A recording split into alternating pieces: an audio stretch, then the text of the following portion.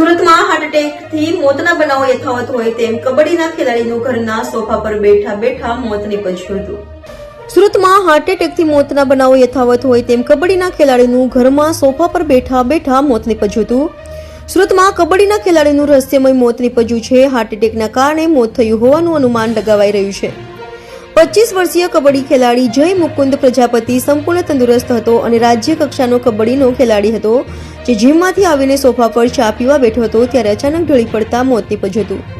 હાલ તો જયના મોતને લઈ પરિવારજનો પણ આઘાતમાં સરી પડ્યા છે. તો બનાવને લઈ પોલીસે લાશનો કબજો લઈ મોતનું કારણ જાણવા લાશને પીએમ અર્થે ખસેડી હતી. મારું નામ ટોલ્વિન પ્રજાપતિ છે. મરનાર મારો ભાઈ છે જય મુકુંદ પ્રજાપતિ. એક કબડ્ડી ખેલાડી હતો. સુરતના એક સ્ટેટ લેવલ પર નેશનલ લેવલ પર રમીને આવેલો છે અને ખેલ મહાકુંભમાં પણ રમીને આવ્યો છે અને ઘણી જગ્યાએ રમીને આવ્યો છે. કચ્છ છે, મહારાષ્ટ્ર, નંદુરબાર, ઘણી જગ્યાએ રમીને આવ્યો છે. આજે ગઈકાલે એવું થયું હતું કે સવારે એની રૂટીન એક્સરસાઇઝ પતાવીને ઘરે આવ્યા પછી ઘરમાં કોઈ હતું નહીં અને સડનલી એ ત્યાં સોફા પર ચા પીતા પીતા તેની ડેથ થઈ ગઈ છે. અમને બધાને જાણ બહુ મોડેથી થઈ જેથી કરીને અમે કંઈ કરી નહીં શક્યા.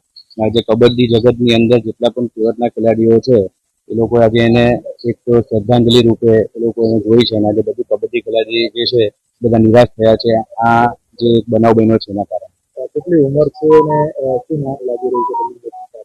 એની ઉંમર ખાલી 24 વર્ષની જ છે ને બહુ એક્ટિવ હતો એને કોઈ જાતનું કોઈ પ્રોબ્લેમ કોઈ વ્યસન કોઈ નખમાં પણ બીમારી નહીં મળે, બટ એવું થઈ શકે છે કે ઓવર પ્રેશરના લોડના કારણે એને એટેક આવ્યો છે. કઈ રીતે એટલે પછી લઈ જઈને સારા એકચ્યુઅલી થયું હતું કે સવારે 10:30 વાગે એ ઘરે આવ્યો ત્યારે ઘરમાં કોઈ નહીં હતું અને એ ચા પીતા પીતા સોફા પર એની ડેથ થઈ ગઈ ને અમને કોઈને જાણ નહીં હતું કે ઘરમાં કોઈ હતું નહીં, બધા બહાર હતા નોકરી પર.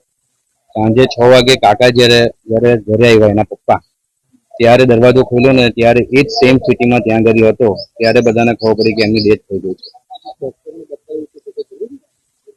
ત્યાં આગળ તાત્કાલિક જે ટ્રીટમેન્ટ થાય ને પછી તરત સિવિલમાં લઈ આવ્યા ને ત્યાં સિવિલમાં તો કહી દીધું કે ડેથ એની ઘણા ટાઈમ પહેલા થઈ ગઈ છે. એને એવી કોઈ કમ્પ્લેન અમને કરી નથી, કોઈ જાણ અમને કરી નથી. અત્યારે જે પીએમ ચાલી રહેલું છે એટલે રિપોર્ટ અમને આવી ગયો છે.